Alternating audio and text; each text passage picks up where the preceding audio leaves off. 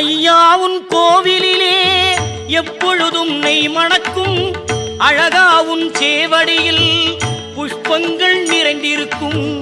மெய்யாவுன் சன்னதியை தீபங்கள் அலங்கரிக்கும், மெய்யாவுன் சன்னதியை தீபங்கள் அலங்கரிக்கும். ஐயப்பா சரணம் என்றால் அங்கமெல்லாம் புல்லரிக்கும். நெய்யாலே அபிஷேகம் செய்திடுவோம் ஐயப்பா, நெஞ்சார பாடிடுவோம் சுவாமியே ஐயப்பா.